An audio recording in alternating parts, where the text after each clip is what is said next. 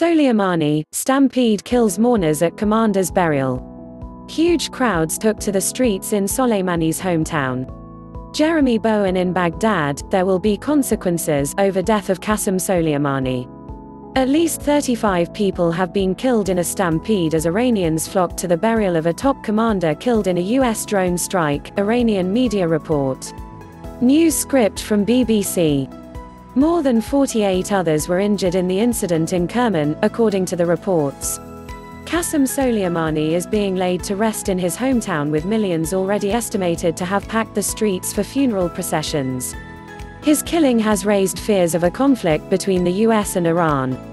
All clips may not represent the story. Soleimani was widely considered the second most powerful man in Iran behind Supreme Leader Khamenei. The US saw him as a terrorist and a threat to American troops. President Trump adopted a tough stance against Iran after his election, and Tehran responded with their own campaign. Tensions were raised further last month after the US attacked an Iranian-backed militia in Iraq it blamed for attacks on US forces. Watch to become bilingual with latest world news. In other developments, the US has reportedly denied a visa for Iranian Foreign Minister Javad Zarif to visit the UN in New York later this week. Such a move would apparently breach an agreement guaranteeing foreign officials access to the UN headquarters. Speaking at a conference in Tehran, Mr. Zarif said the US had gambled big and made a miscalculation by assassinating Soleimani. Germany is withdrawing a small number of soldiers stationed in Iraq as part of the coalition fighting Islamic State. The US denied it was pulling out of Iraq, after a letter from a US general suggested there would be a withdrawal. Iranian parliamentarians have approved a motion designating the US Army and the Pentagon as terrorist organizations. It has also allocated extra funds for the force once headed by Soleimani in Kerman, southeastern Iran. Vast numbers of people were again seen in the streets, with Soleimani's body due to be buried shortly. The martyr Qasem Soleimani is more powerful now that he is dead, said the Revolutionary Guard's top general, Major General Qasem Soleimani, told crowds. The Guards were set up to defend Iran's Islamic system and is a major political and military force. Mourners chanted "Death to America" and "Death to Trump," reporters there said. He, Soleimani, was seen as a great man who was ready to serve his people. He must certainly be avenged, an 18-year-old student who was there told the AFP news agency. On Monday, Ayatollah Khamenei led prayers at Soleimani's funeral in Tehran, at one point weeping over his coffin.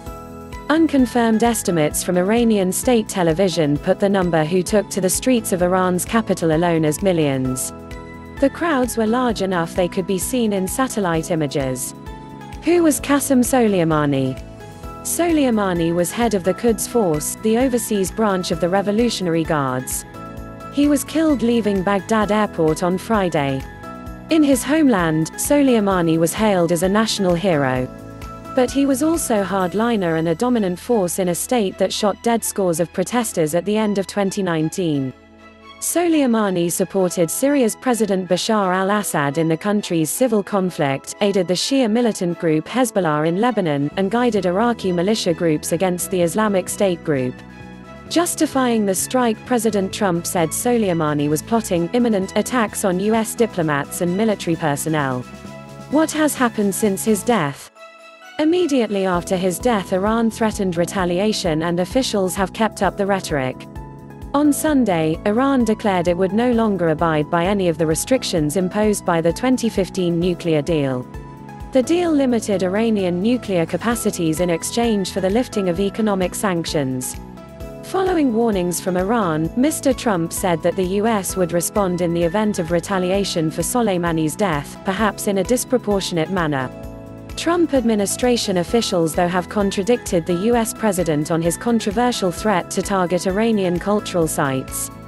Such acts could be considered war crimes, and Secretary of Defense Mark Esper said, "We will follow the laws of armed conflict." Please subscribe to my channel. Thanks for watching.